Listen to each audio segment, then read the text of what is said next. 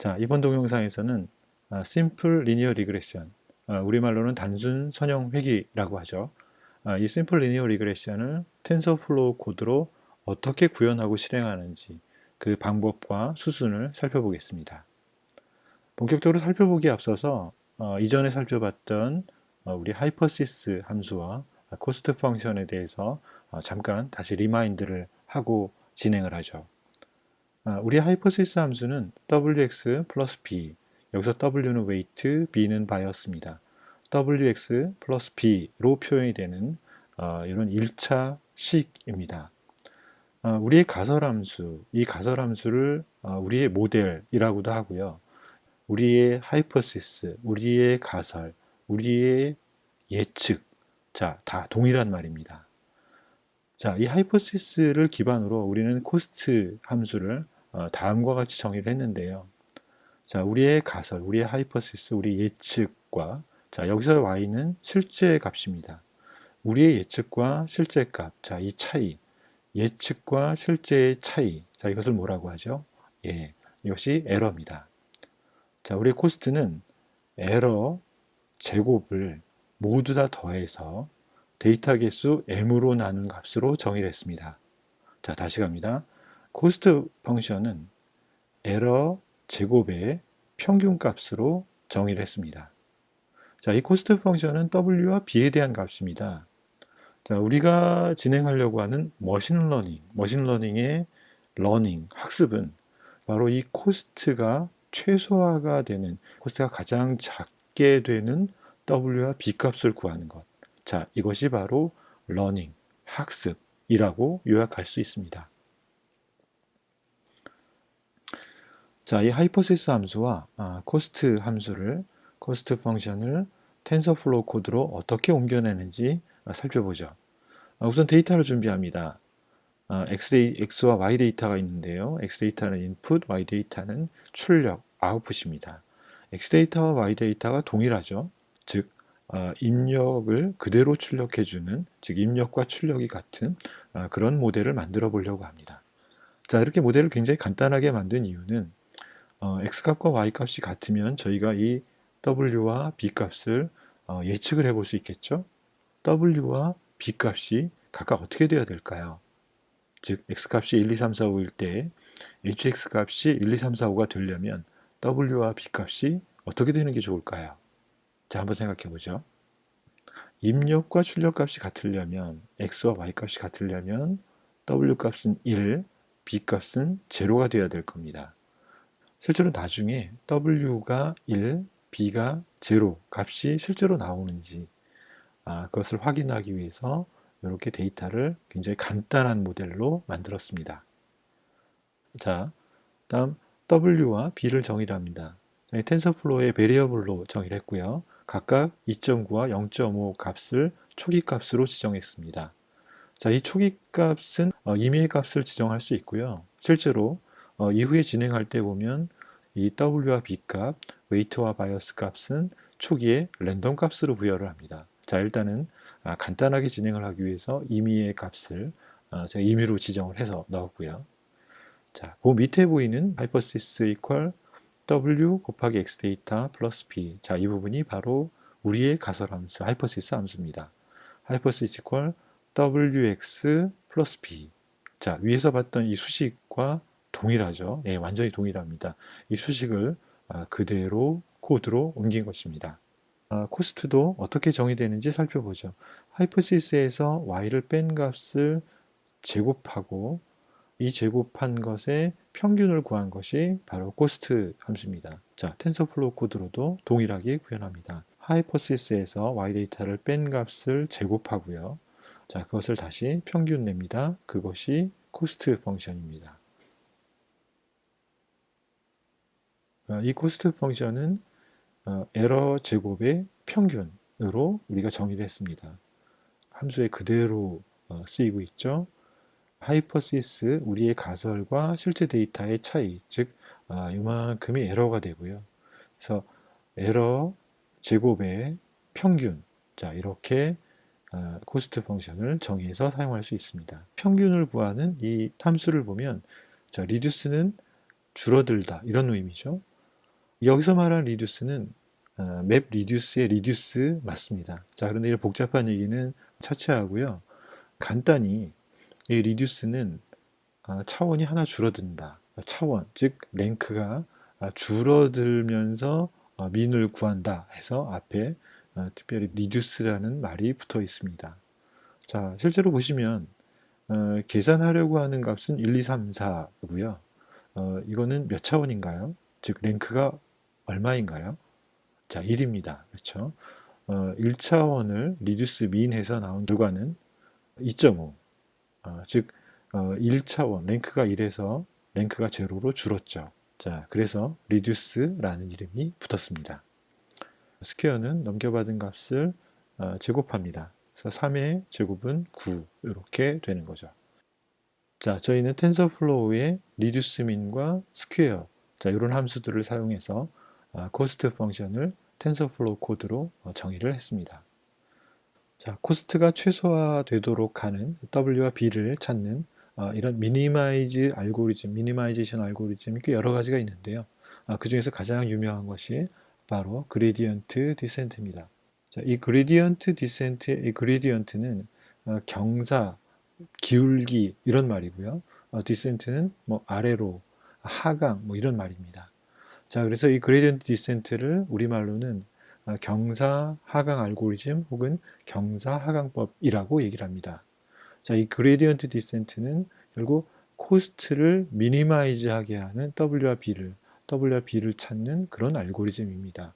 즉 경사를 하강하면서 경사를 내려가면서 코스트가 미니마이즈 되는 W와 B를 찾는 그런 알고리즘이다 라고 말씀드릴 수 있습니다. 자, 실제로 이 그레디언트 디센트를 텐서플로우로 어떻게 구현하는지 어떻게 사용하는지 한번 살펴보죠. 그레디언트 디센트 알고리즘은 일반적으로 텐서플로우에서는 그레디언트 테이프를 가지고 구현을 합니다. 이 그레디언트 테이프는 보통 이제 위드 구문하고 같이 쓰이는데요. 위드 구문 안에 있는 이 블럭 안에 변수들의 변화를 그런 정보를 테이프에 기록을 합니다. 이 테이프에 기록된 변수에 대한 정보 지금 이 블럭에는 변수가 W와 B가 있습니다. 자, 이 변수들에 대한 정보를 테이프에 기록하고 이후에 테이프의 그레디언트 메소드를 호출해서 경사도 값, 즉 미분 값을 구합니다. 이 그레디언트 함수는 이 함수에 대해서 변수들에 대한 개별 미분값, 즉 기울기 값을 구해서 튜플로 반환합니다. 자, 순서대로 반환이 되는데요.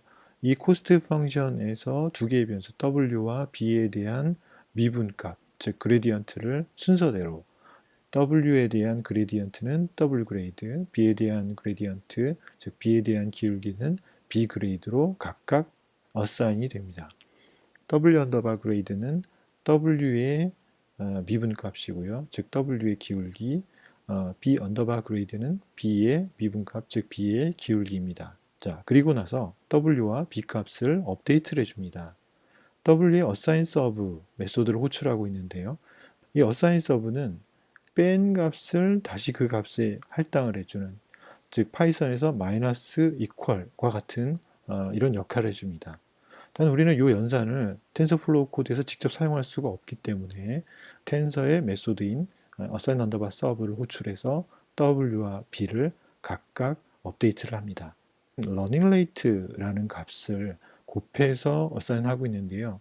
이 running rate는 이 그레디언트 값을 얼마만큼 반영할 것인지를 결정합니다.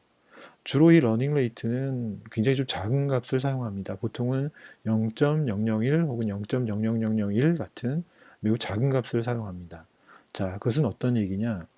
저희가 그레디언트 기울기 값을 구했을 때 이 기울기를 얼마만큼 반영할 것인가를 결정하는 거죠. 러닝 레이트가 크다면 많이 반영될 것이고요. 러닝 레이트가 작으면 조금씩 변화가 일어날 겁니다.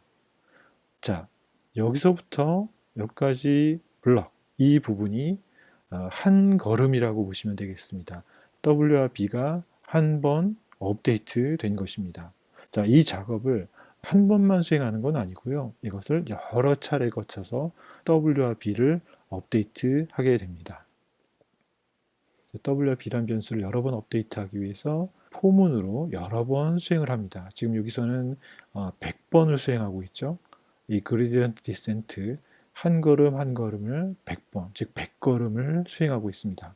W 값과 B 값, 그 다음에 코스트가 어떻게 변하는지 중간중간 좀 확인을 하고 싶을 거예요.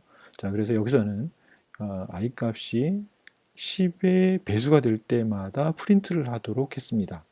자, 이걸 100번 다 찍으면 너무 길어지니까요. 중간중간 값이 어떻게 바뀌는지, 자, 그 내용을 이렇게 출력해 보도록 했습니다.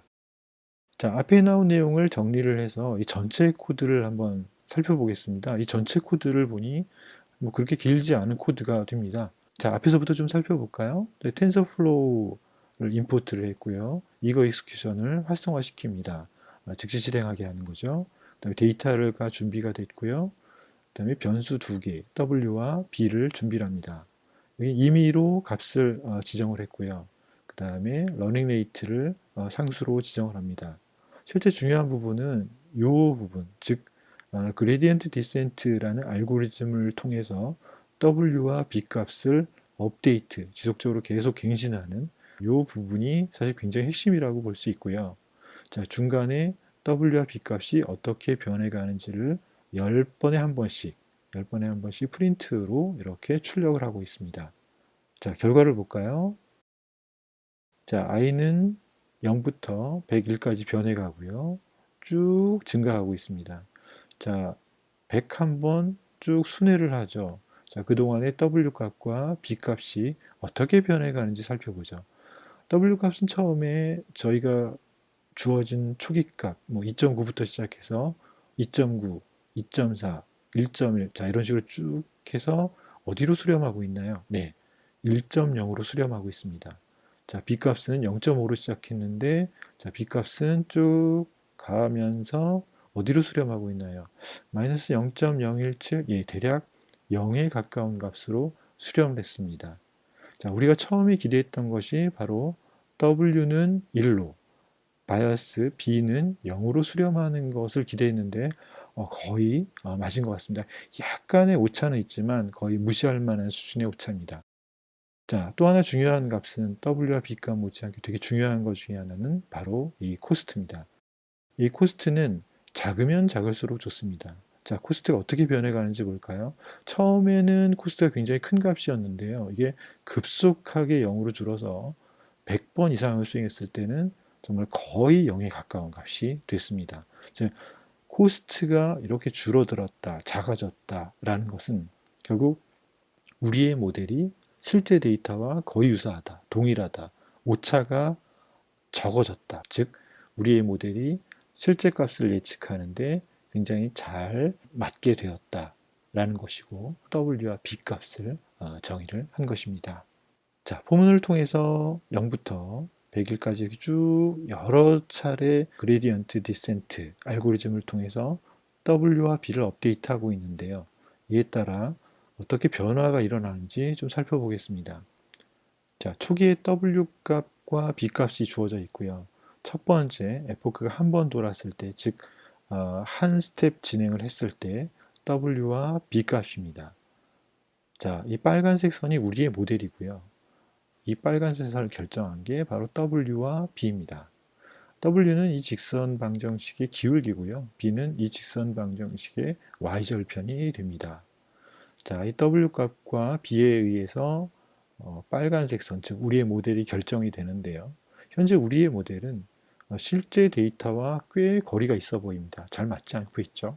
자, 그런데 저희가 에포크를 늘려가면서, 즉 여러 번 학습을 반복해서 W와 B를 지속적으로 업데이트를 해나갑니다.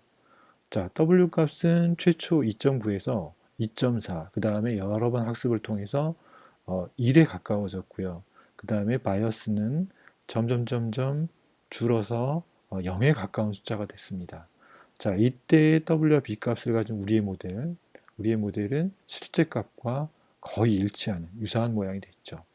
자, 그래서 학습을 시작하기 전에는 이 빨간색 선은 임의의 랜덤한 곳에 자리를 잡지만 학습이 이루어질수록 점점점 실제 데이터의 위치에 점점 가까이 가서 오차가 거의 없게 이렇게 일치하게 되었습니다. 이제 코스트가 0에 가까워지면서 우리의 모델, 빨간색 선이죠. 파란색 점, 실제 데이터죠. 그 우리의 모델과 실제 데이터가 잘 일치하게 되는 것을 확인할 수 있습니다. 새로운 데이터를 가지고 예측을 한번 해보죠. 현재 W 값은 뭐 1에 가까운 값이 됐고요. B 값은 0에 가까운 값이 됐습니다. 트레이닝, 학습시킨 데이터는 X값과 인풋과 Y값, 출력값, 입력값과 출력값이 같은 값이었습니다. 자, 이후 새로운 데이터에 대해서도 입력과 출력이 같은 값이 나오는지 한번 확인해 보겠습니다. 우리의 모델은 WX 플러스 B입니다. 자, 그래서 새로운 데이터 X에다가 새로운 데이터 5를 넣어보죠. 자, 이랬을 때 이 결과가 실제로 5에 가깝게 나오는지 확인해 봅니다. 실제로 5에 가깝게 나오나요? 네. 그 5.006, 예, 거의 5에 가까운 숫자가 나왔습니다. 자, 2.5를 넣어볼까요? 실제 2.5랑 비슷한 값이 나오나요? 네, 2.494. 네, 거의 2.5에 근사하는 그런 값이 되었죠. 자, 우리의 모델을 가지고 실제로 예측을 해봤는데 그 예측이 굉장히 잘 들어맞는 것을 확인할 수 있죠. 자, 이렇게 해서 심플 리니어 리그레션을 실제 저희가 텐서플로우 코드로 어떻게 옮기고 실행하는지 그 과정과 이렇게 예측하는 것까지 진행을 해봤습니다. 네, 다음 동영상에서는 실제로 이 코스트를 구체적으로 어떻게 미니마이즈 하는지 특히 그레디언트 디센트 알고리즘에 대해서 좀 더 깊이 있게 살펴보겠습니다.